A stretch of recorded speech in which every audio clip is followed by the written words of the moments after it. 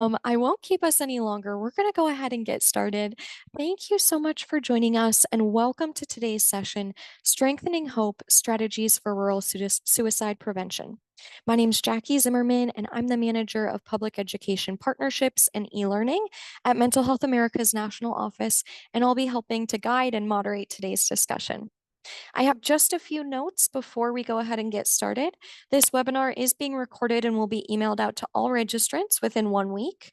We currently do not offer CEUs, but if you would like to request a certificate of attendance, I do have a form that you can fill out and you will receive those certificates within the week. I'm going to put that form in the chat here shortly, and that will also be included in your follow-up email, which will include the recording and any resources that our panelists share today. Feel free to use the chat as we discussed. Your cameras will be off and mics will be muted. So feel free to use the chat feature to ask questions, make comments, share respectfully in the chat. And we will be collecting any questions that you put in there. If we have time at the end in discussion, we'll bring those to our panelists. And if not, we'll be sure to send resources in the follow-up that address any of your questions.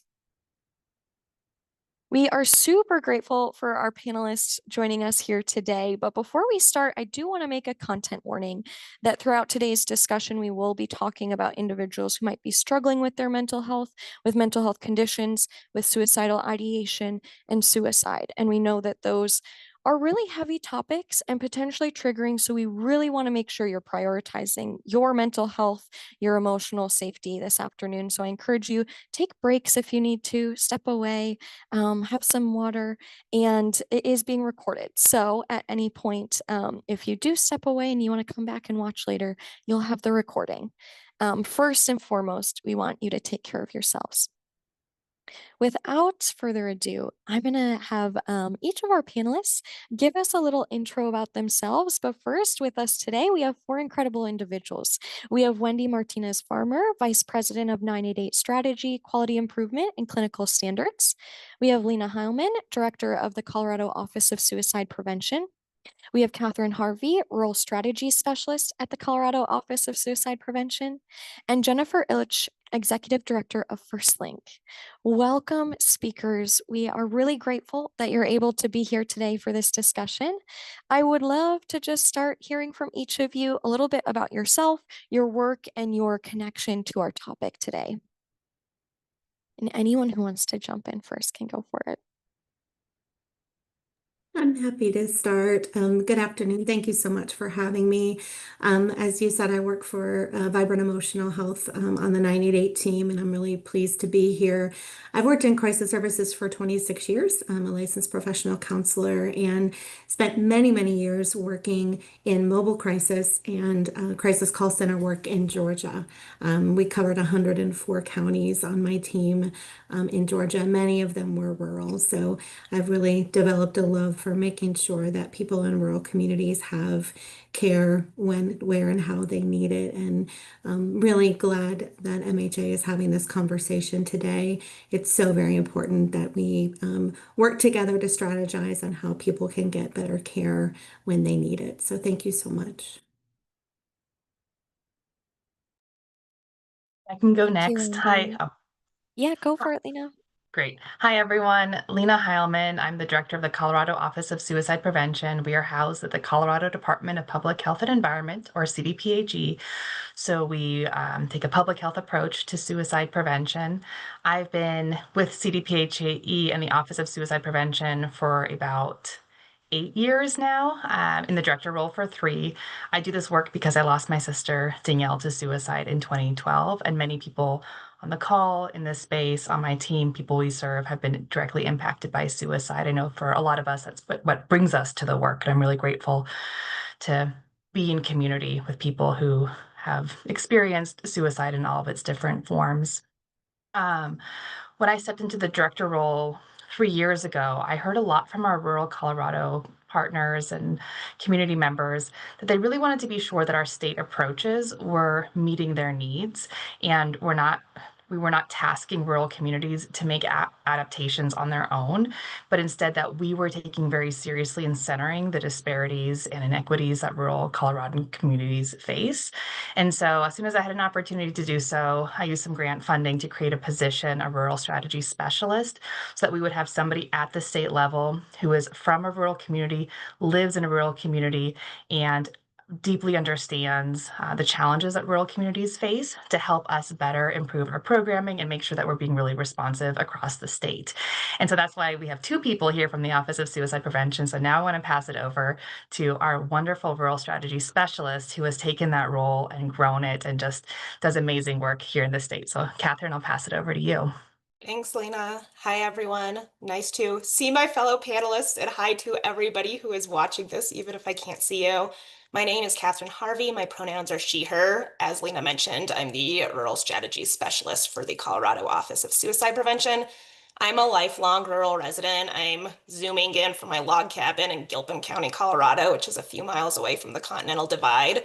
I have a master's in population mental health, and I bring my own lived experience as well with my own suicidal despair, and then also having multiple loved ones who are suicide attempt survivors. So in my role, I work directly with rural communities throughout Colorado on comprehensive suicide prevention strategies that they can implement and also adapt to their own unique local context. So I'm sure I'll be talking a lot about that and what some of that work kind of looks like, but I'm super excited to be here today. And then I'll pass it over to Jennifer. Hello, everyone. I want to thank MHA for inviting me to speak on this panel today. I really appreciate it. My name is Jennifer Illich. I worked in the human service field in North Dakota for 30 years now. FirstLink answers the 988 Suicide and Crisis Lifeline and the 211 Information and Referral Helpline for all of North Dakota and then for 17 counties in Minnesota. Our team provides crisis intervention, follow-up for suicide prevention, and community training. North Dakota is a largely rural state, which you guys probably are not surprised at hearing that. And through our work, we see both the barriers residents face in accessing care, but we also see the resilience that makes our rural communities such powerful partners in prevention. So I'm just looking forward to sharing some things that I know about working in the rural areas. Amazing. Thank you, panelists. And thank you for sharing not just our, technical background of where we come from, but a lot of mental health work has that really serious personal connection too. So thank you for sharing. I'm someone who has a cousin who died by suicide and has had family members also impacted in various ways. So I know seeing in the chat too comments of what people are bringing to the conversation, it can be a lot. And that's why we give that reminder. Take this time during the conversation for yourself, take breaks. Sometimes it's kind of nice with these that your camera's off so you can just relax as you listen.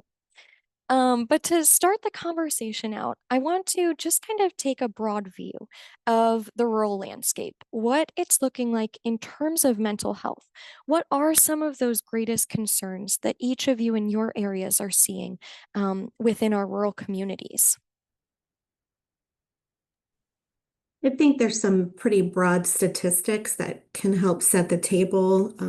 Certainly, over 25 million rural Americans live in areas with professional mental health shortages. There are 20% fewer primary care physicians in these areas. 65% of rural counties completely lack a psychiatrist. And so, it's hard enough when people are struggling and looking for resources, but when you're looking at shortages like that, it becomes even more challenging. So it's a lot of work for us to collectively do together to kind of face these challenges. And I think North Dakota, we see those stats and we live those stats. In North Dakota, one of the most pressing concerns is access. So not just the distance to care, but also the shortage of behavioral health providers, like you mentioned, Wendy. In many parts of North Dakota, people have to drive hours for an appointment because everything is really spread out here. And of course, that's a really big challenge. If you don't have reliable transportation, if you don't have the financial means to make it to your appointment, in North Dakota, we have to factor in our extreme cold winters. Can you even get to those appointments? In North Dakota, another thing is a real concern for stigma. In our small towns, privacy is limited. And so some small towns might have a counselor that comes in once a month or once a week to do therapy, except everybody in that small town knows that that's where the counselor is. So if you drive by, you know your neighbor, the Joneses, are getting counseling that week. So the stigma can be really difficult too. Colorado's, I'll defer to Catherine for a lot of the more detailed information, but what I've noticed is kind of at a high level, Colorado, like other Rocky Mountain states, tends to have higher suicide rates than the nation. And part of that reason is because a lot of the Rocky Mountain states are more rural, more rugged, there's more isolation. There are a lot of geographical similarities that Rocky Mountain states and Alaska experience. And what I've noticed, at the director level and working to implement programs across the state here in Colorado is that often national programs are not especially, it's changing now. The last few years, we've seen some changes, which are great.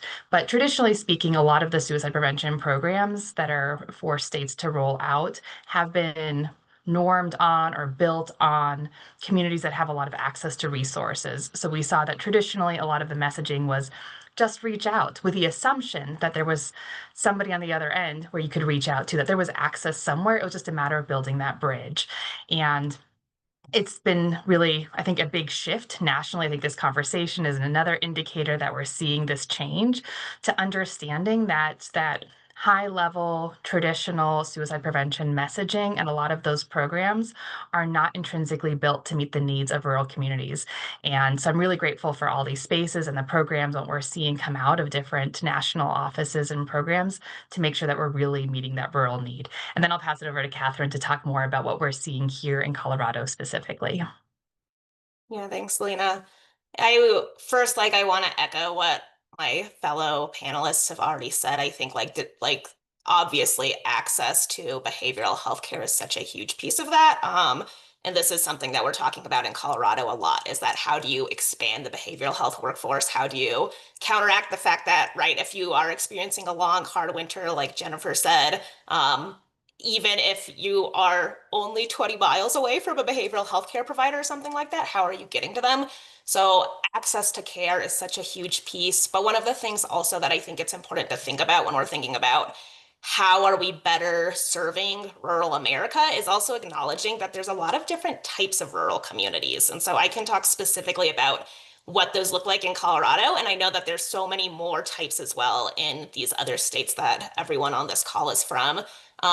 In Colorado, we see differences between different types of rural communities, especially between those that are in the mountains that have ski resorts. Those economies tend to be based off of tourism. They tend to have more access to resources. They're sort of considered highly desirable places to live. They experience their own really unique stressors when it comes to high housing costs, workforce not being able to live in the area where they're working. Again, think about the commute that you're having to make when you're driving over a mountain pass for an hour and a half just to get to the town that you work in. Like the social isolation, the sort of party culture that comes with the resort area, the substance use that comes with that, those are all things that end up affecting our mental health and are some of those more like social determinants of mental health that are affecting how folks are even showing up. But then we also, in Colorado, we have our non-resort areas. So, right, these are our areas where they cannot be as reliant on tourism. They tend to be much more focused on these natural resource extractive economies still. A lot of those are really shifting. Jobs are going away in them, especially as like policies change within Colorado of what economies are getting boosted and which ones are going down. That can really affect folks in these non-resort areas. So they tend to overall have even less access to resources than a resort area. We also see in Colorado, they tend to have our highest suicide rates out of anybody. So I always want to acknowledge when we're thinking about mental health concerns in rural areas broadly, realizing a lot of this stuff is actually hyperlocal and that there will be pockets where some of these rural communities might actually be very well served. And then there are other very large gaps of really large geographic ranges where folks do not have the same kinds of access to resources. And I would be curious for Jennifer and Wendy, how you all have seen this play out in the states where you have worked as well, because I know that's like hyper Colorado focused is like a Rocky Mountain West state.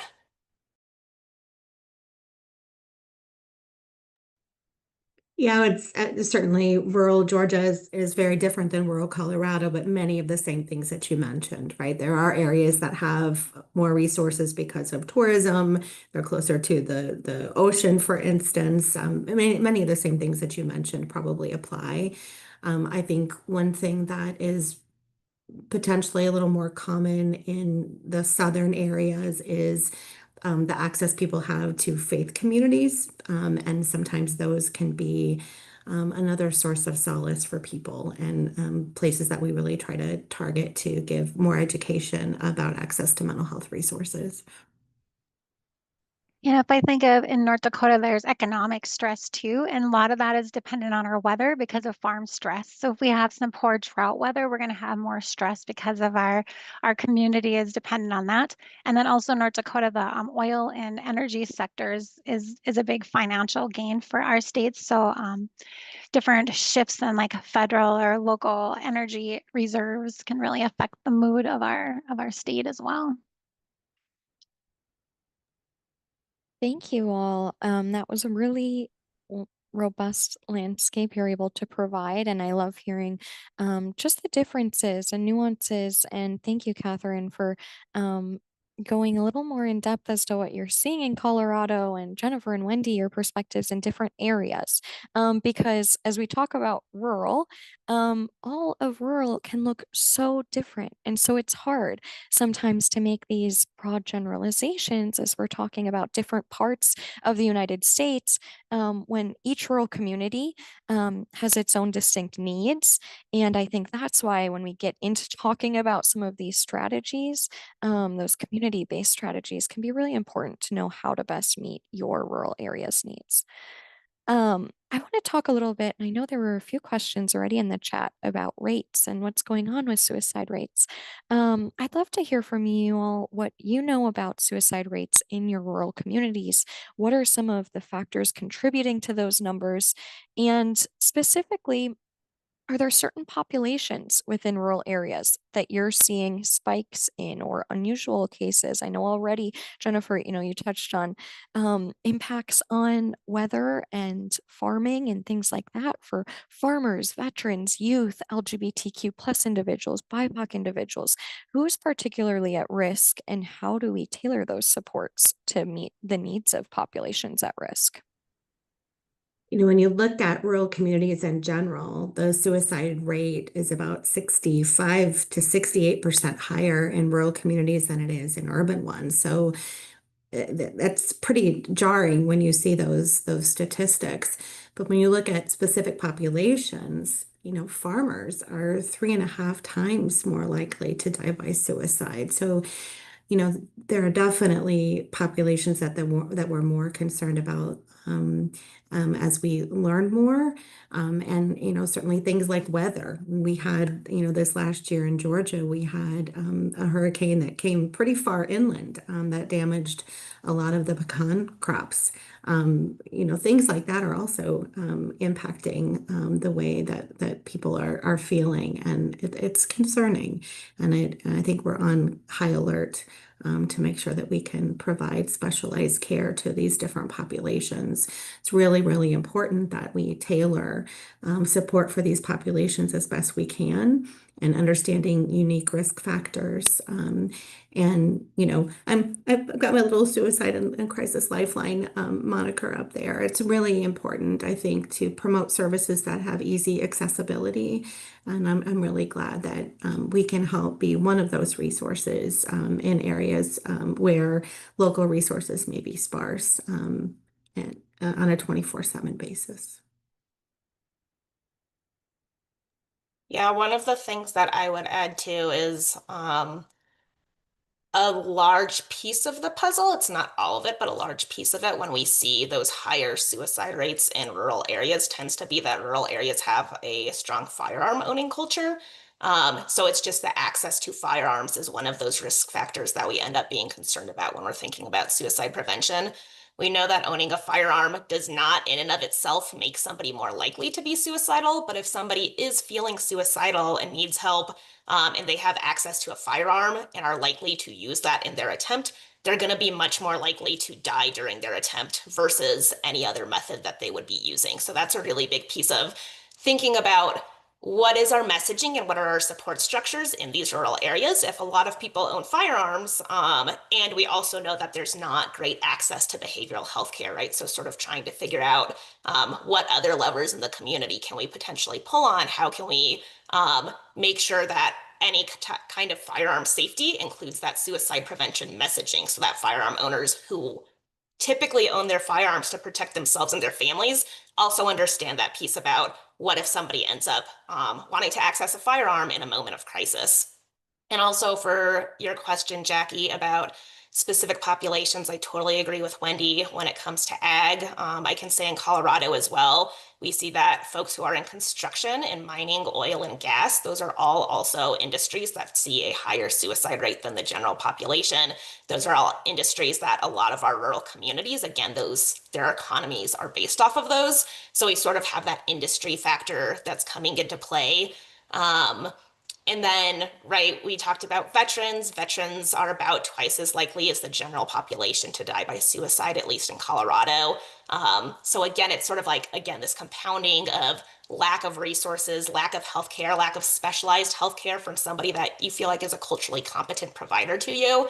And the one other population that I would mention as well is in Colorado, we don't collect data specifically for suicide fatalities for LGBTQ plus folks, but we do have data about ideation, suicidal ideation, and suicide attempts among that population. And we see that it's much, much higher compared to their straight and cisgender peers. So that's another population that we're especially worried about in our rural areas because they tend to be a little bit more socially isolated because there's just a lower population count. And so it's harder to meet other people that you can feel that sense of solidarity with when you're in a rural area and you're queer. So that's another population we think of especially that's sort of at the intersection of a couple of those different risk factors.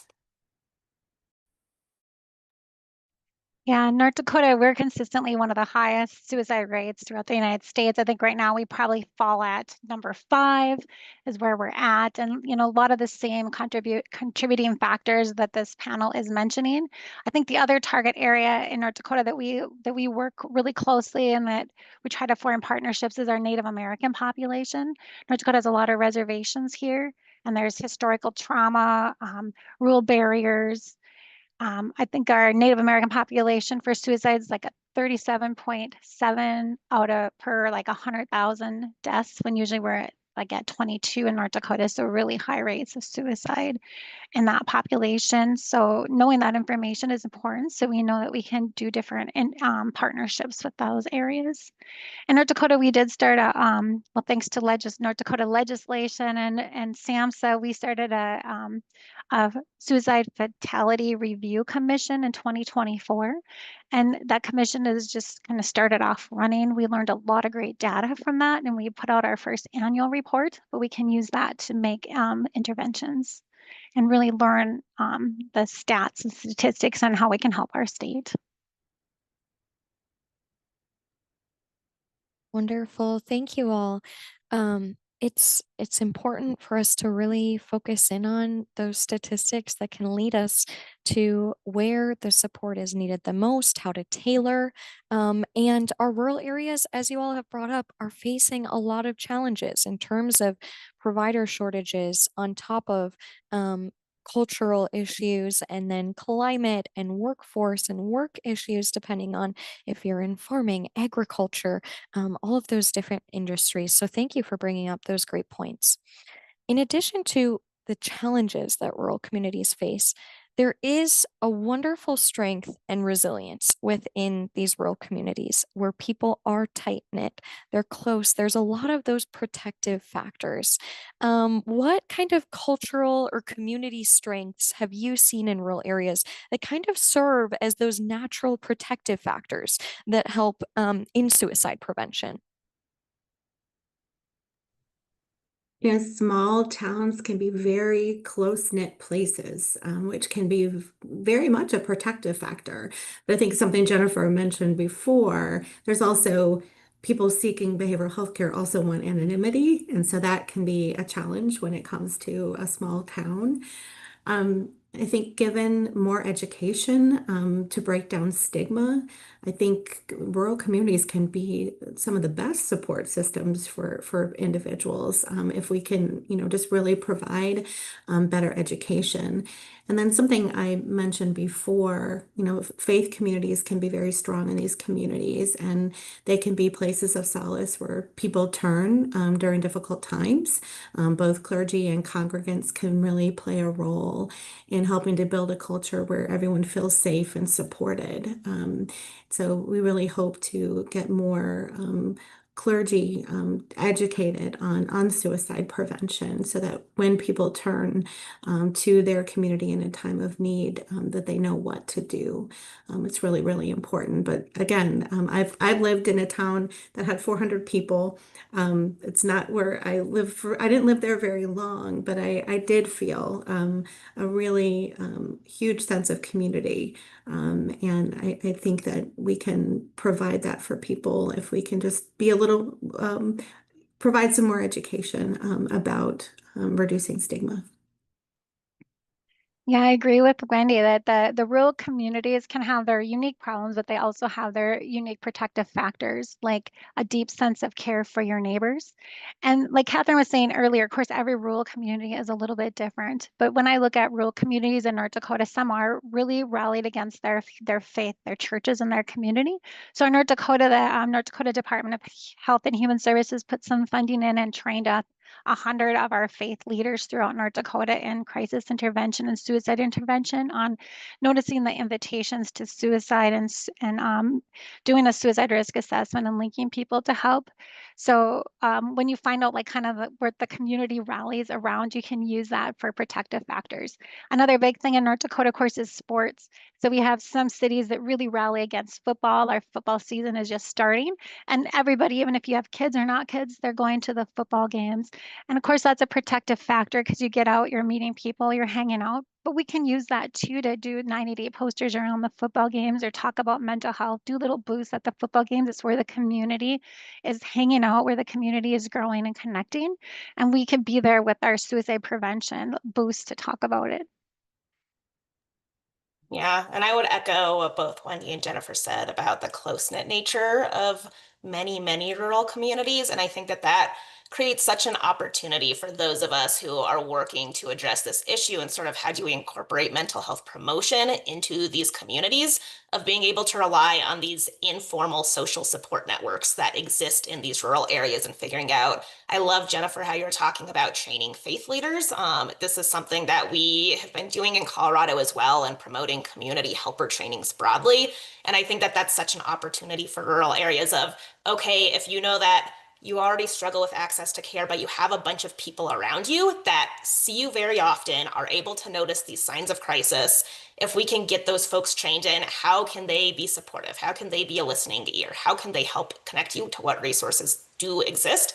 That is like the thing to be able to build off of. So whether that is training faith leaders, which I think is such a great idea in so many of our rural areas, or just all sorts of people like, right, training hairdressers at the salon, training right, school teachers, all of these folks who are pillars of their community and run into a lot of different folks. And that's something that we're able to scale up without necessarily a bunch of funding. So that's something that we try to focus on a lot in Colorado. And the other strength I wanted to mention that I feel like rural areas tend to have is these communities also have this long history of being able to identify these issues that are happening and creating grassroots solutions to them that are very creative. The coolest programs and projects I have seen are from rural folks who sort of went, you know what, we have this sort of like, we have this problem that might be reflected in other rural communities, but we know what resources we have access to. We know the human capital that we have access to. And coming up with just like these incredibly creative events, like again, thinking about that informal social support. There are quite a few folks in Colorado who live in these tiny little rural areas, and they have started like all independently of one another going, you know what, we need more spaces for social connection, whether that is for men specifically, and it's one dude saying, you know what, I want to run a men's group. anybody can show up. We're going to provide pizza and get people to show up so that we can start connecting with each other offline again and in person. Or, right, we have farmers, we have something called the Coffee Break Project, which if anyone is interested in agriculture and mental health support, look up the Coffee Break Project. They're based in Colorado's Southeast Plains, and that is a space that is facilitated 2 times a week for farmers and ranchers to stop by and literally have a cup of coffee, talk about their crops and their animals with each other. And it's not like mental health focused specifically, so they're willing to show up versus they're not willing to have their neighbors see that they're parked outside of the therapist's office, right? But they're willing to all show up to that. And that is where you start actually getting folks to talk to each other, talking to each other about their stressors, being able to connect them informally to resources in a way that feels good and comfortable for those folks. Yeah, I like that, using the natural strengths of the community. Other things that I've seen, like the Coffee Break Project that you're talking about, Catherine, is we do in North Dakota a lot of motorcycle rides. So people just get together and and from many little communities around, and they get to know each other and bond, and then they ride motorcycle around together as a unit. And then when they're stopping at different restaurants and different areas, they talk about mental health. And it's just kind of combining a motorcycle ride with talking openly about mental health challenges and taking care of ourselves. Yeah, I love all of those so much. And what each of you are so beautifully describing is that community care, bringing the care into spaces that aren't traditional mental health offices or that intimidating space or spaces where someone might be worried in a rural area that someone they know will see them going in or asking for help because of that stigma that's still pretty present in our rural areas. And there's so many ways we can get creative about bringing it into safe space and communities. I love reading through the chat and seeing all of the different things that you are posting about different types of suicide prevention in your areas. I want to dive a little bit deeper into that. Some of these non-clinical approaches. I know you've already, Catherine and Jennifer, you've given amazing examples, but are there other promising non-clinical approaches to supporting individuals before or during crisis that are being used effectively in rural areas? And I know a few people in our chat have been asking about peers and the roles that peers can play.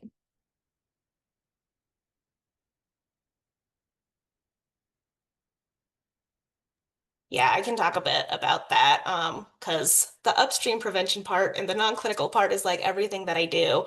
So some of the stuff that we are doing in Colorado, as I mentioned, building on that informal social support in rural areas and increasing access to third spaces, what I have found is that a lot of our rural areas, actually, there's not a great place for people to socialize outside of the bar. So, and especially like in our mountain communities where you have these really long winters, you're used to outdoor recreation in the summer and you get to do that for 3 months out of the year. And then the rest of the 9 months is like you stay in your house drinking by yourself or you're going to the bar and you're drinking with other folks, right?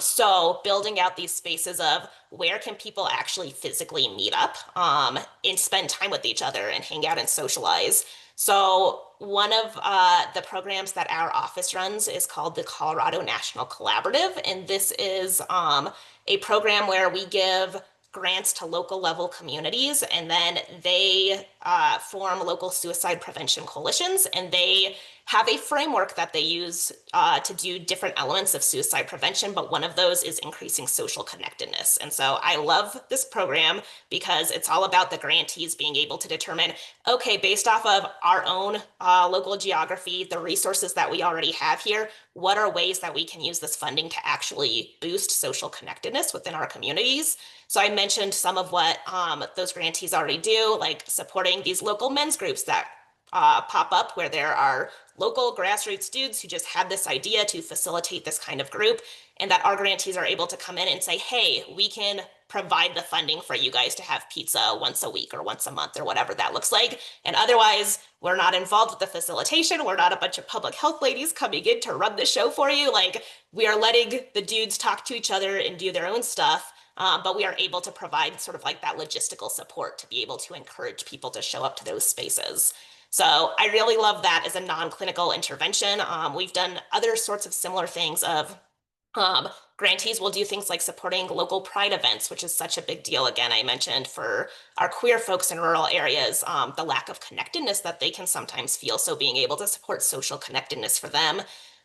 There's all sorts of other stuff that our grantees are doing of, again, figuring out how do we build this? How do we allow the space for people to be able to connect, providing a facilitator if that is what is needed. Some of the other non-clinical stuff, I already mentioned those community helper trainings for training the lay people in these areas rather than just focusing on behavioral health providers. How do we bring in people to be able to talk to their neighbors and their friends and their peers about what's going on? So we do a lot of that in Colorado.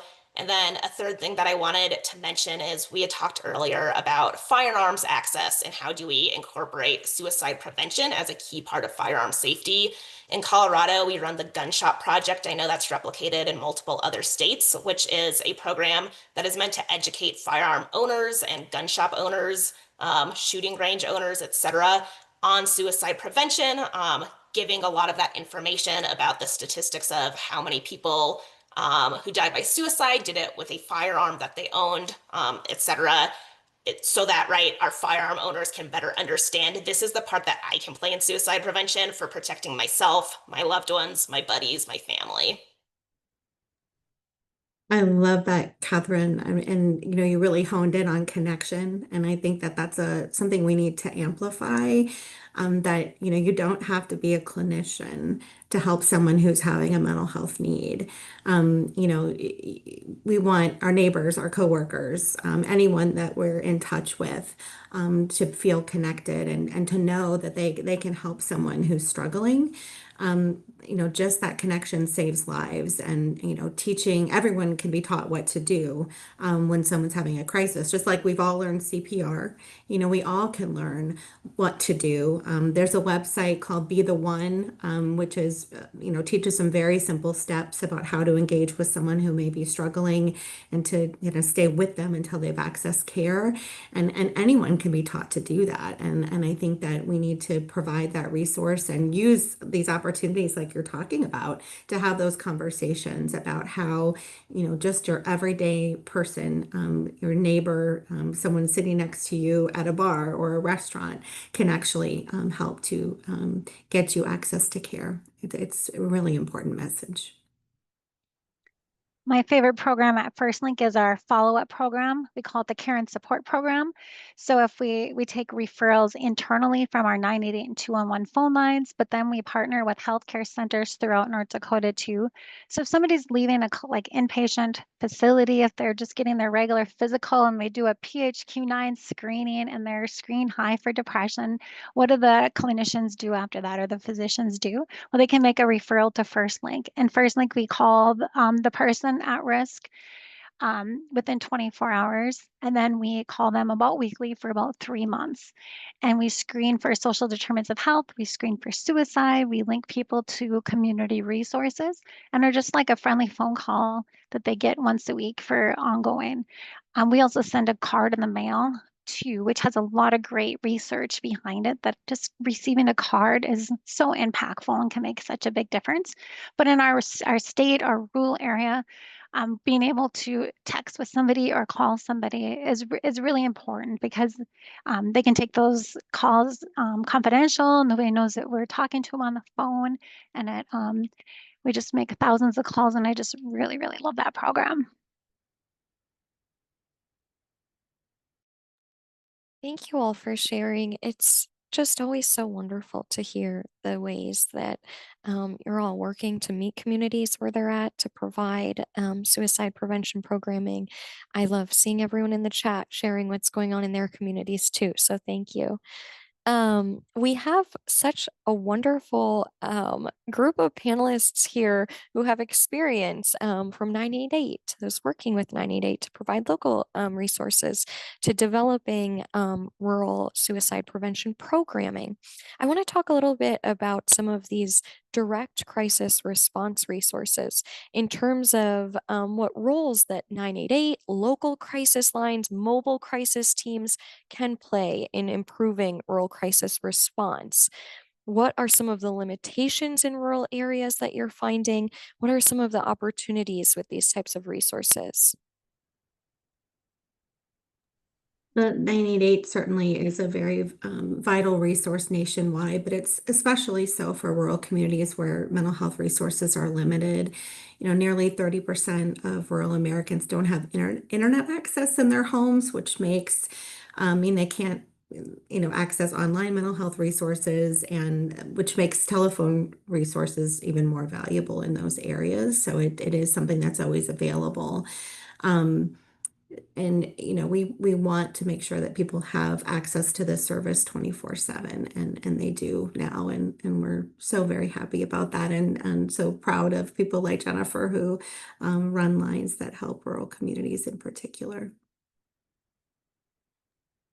Yeah, I definitely think 988 is a game changer. And after 988, after Vibrant supported our local centers with adding chat and text, it made such a difference. Our numbers with chat and text just increase and increase off the charts because that's how people like to communicate a lot right now. And it makes it really, really anonymous or confidential when we can't even hear their voice. Um, One thing with 988s, we kind of have a nationwide goal and then a local goal in North Dakota is to team up with 911 centers because law enforcement is sometimes the best response, but a lot of times it's not. So now our 911s in North Dakota can screen the call and live transfer right to FirstLink to answer 988, and we can de-escalate over the phone. And another thing we do in North Dakota is North Dakota has mobile crisis through 8 human service centers throughout North Dakota.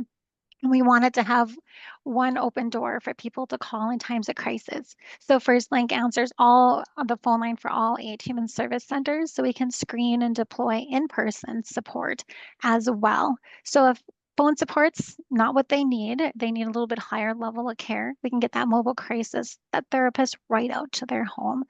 So 988 is great. It's 24/7, it's confidential, it's free. There's not a lot of free things in the world, and that's a truly a free line to call. But with our new partnerships, like working together, it makes such a big difference. And mobile response is such a amazing service. I had the privilege of working in it for many years, and Georgia has had statewide mobile response since 2013, which is a really impressively long time. And there's something about being able to sit across the table from someone, their kitchen table, and talk about tough things in the middle of the night that is so impactful. And we're really excited that more and more communities have access to mobile crisis services.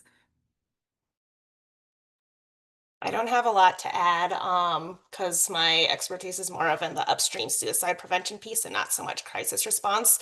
But I did just want to say, because I was reflecting on it with this question, something that I have heard from a lot of folks within Colorado, is like, again, just sort of like that gap between the rural communities that do have mobile crisis response and then those that don't. And really particularly just like I'm thinking in our state, particularly, if we just have these huge geographic regions, that I think sometimes that can be a limitation, is that it is served on paper of, we'll say, oh yes, this specific crisis team serves these 10 counties, and then anyone who is actually in those 10 counties will tell you it takes mobile crisis like an hour and a half to even be able to show up. So again, just thinking about like the limitations, and I don't have the right answers of how we address that, but I do just want to acknowledge that that is the lived experience I hear from a lot of folks is when you live in such a vast geographic region that is supposedly served by one organization, often that ends up looking like you're not really served very well. Yeah, thank you for that, Catherine, and that reflection. Um, there are these are wonderful resources, but the limitations are still hard, especially in these rural areas when we're talking about access. And I know I'm seeing multiple comments in the chat too about access to internet and that limitation. I'd love to kind of explore that a little further for those of you working in these rural areas. How are you seeing that impact people be able to access certain services? How are you maybe getting around that? Have you found any solutions? Where are we going? Or is it just kind of this stuck point that we're at? Think it's an opportunity for collaboration. mobile crisis response, certainly in-person response is what the hope is that people do have access to in-person. But there are times when mobile crisis teams will rely on some augmentation through telehealth. They'll bring maybe a peer in through telehealth. And again, that becomes challenging if you're in an area that doesn't have access. I have seen teams that have partnered with, libraries, FQHCs, other places to say that, hey, if you can get to the library or if you can get to the FQHC and use their internet, we can, try to bring someone in to see you. I mean, it's a patchwork, right? It's not perfect, but there are some ways to patchwork things together when you need to get more access for someone. Yeah, on the Minnesota side of the 988 that we covered, the mobile crisis, they have to carry like satellite bars with because a lot of times their cell phones don't work. So it's an investment of funds, but really worth it. So when the mobile crisis gets out there, they can still do their work. Unlike Georgia, North Dakota has most of our state covered with mobile crisis, but not all. We really, between the 8 human service centers, they only cover within 45 minutes of those human service centers. So we do have pockets of places that aren't covered by in-person response. So then it comes back to our small communities that work together. A lot of them kind of came up with their own thing. So like was Wendy talking about like the library maybe sets up a telehealth port or one of the churches so people can get there in times of crisis, but they're not always 24/7 either. So, a lot of challenges, but a lot of positive things working in the rural areas. Yeah, thank you both for that insight. There's opportunity, and it's great to hear from all of you how organizations are working to fill those gaps, to try to bring access into areas that don't have it, and that innovation is needed in those areas, and it's good to hear that it's being considered. I want to come back to a question that was asked in the chat earlier. That's a great question and something that we didn't really dive into in terms of stigma in rural communities. We have mentioned that word multiple times. We've been talking about the stigma, but someone had a question, and I think it's a really great one for us to kind of dive into a little bit at the end here. But someone said if there are such high rates of suicide in rural areas, what are some of the reasons stigma still exists? Such a good one. Thank you for asking. But what are you all seeing in your communities in terms of stigma? How is it showing up? What are some of the ways that it's being broken down? And if there are suicides in rural areas, are there types of conversations you're seeing happen afterwards with communities to try to break down that stigma and prevent it from happening further?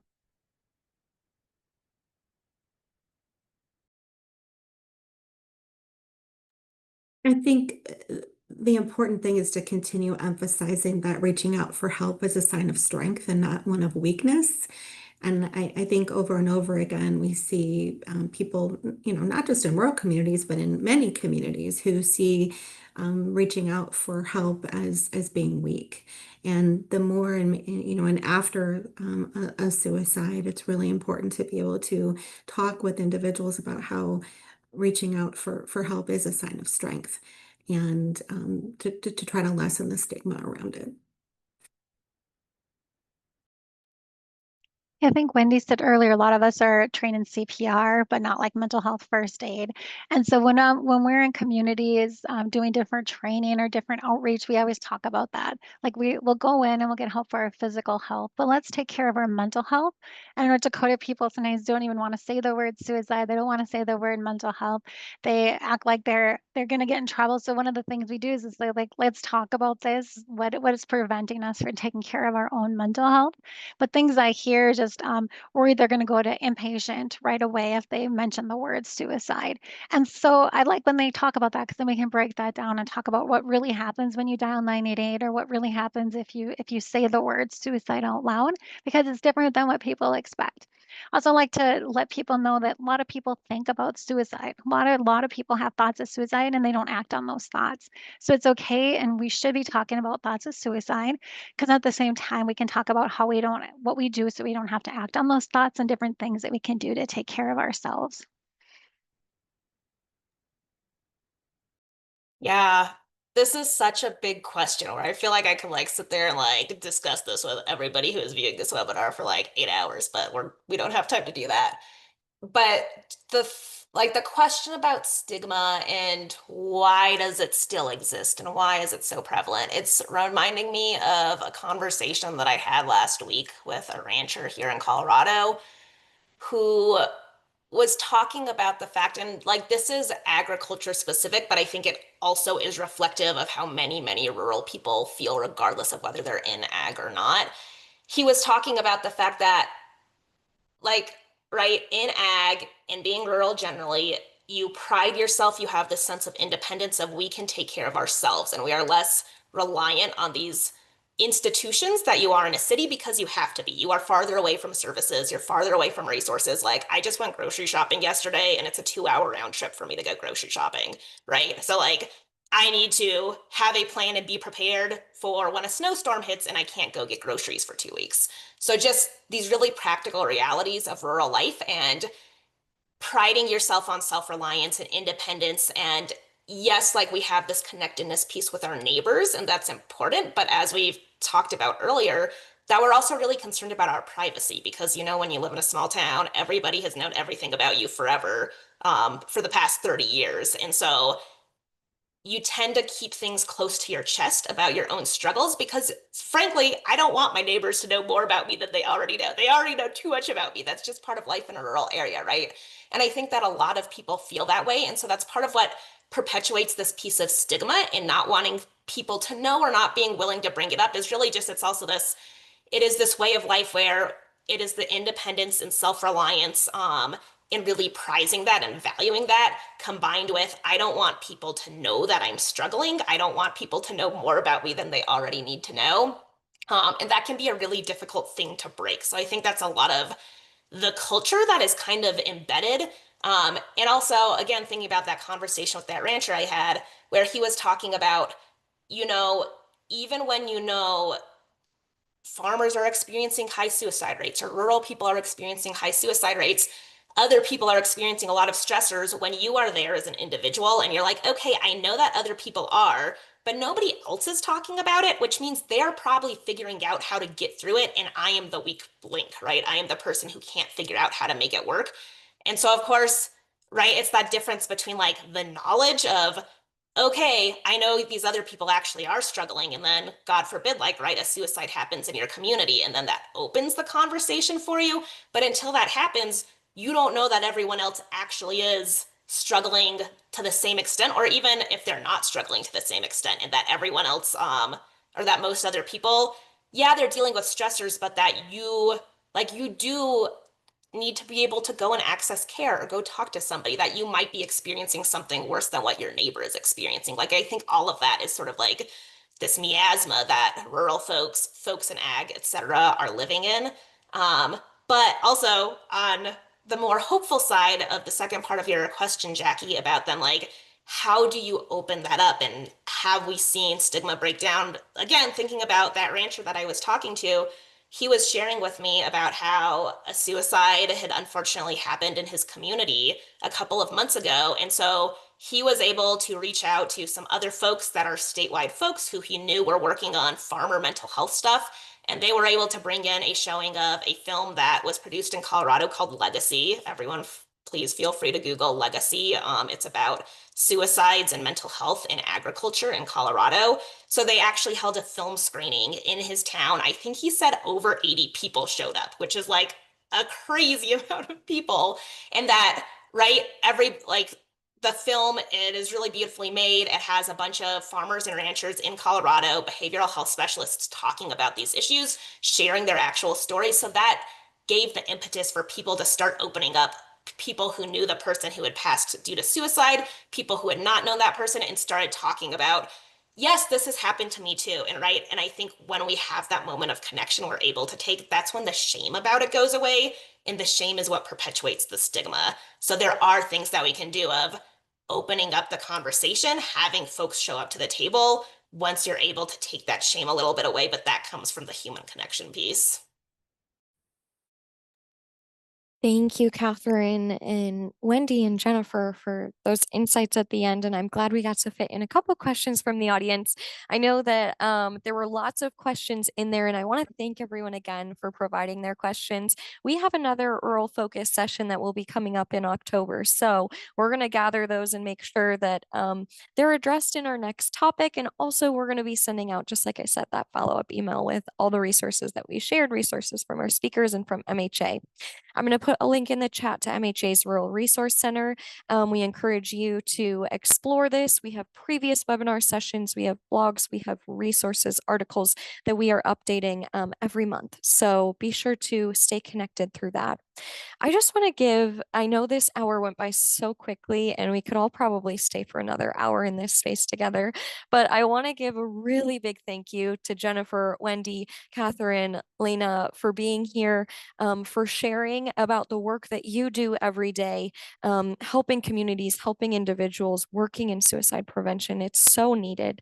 And it is really hopeful to hear all of the work that you're doing and the connections you're making in your communities.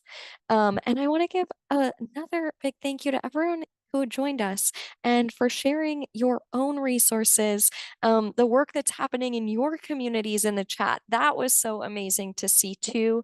We hope that today has been beneficial for you. We will be including the recording in the follow-up material. So if you have someone that you want to share it with that you think it would be beneficial for too, please do.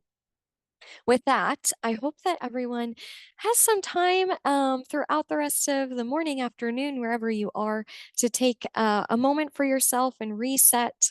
I know that these conversations can sometimes be challenging and bring up varying emotions as we're talking about difficult topics like suicide. So please maybe go out in the fresh air, breathe in some nice fresh air, get that sunshine on your skin, find some moments of grounding throughout today. And we will be in touch soon with all of the follow-up. But one final thank you to our panelists. Thank you for being here. Wonderful. All right. Well, with that, we're going to close out. We will be in touch and keep an eye out for our other October rural webinar that we'll be sure to send registration to everyone for too, so that we can continue having these types of conversations in community. Thank you all.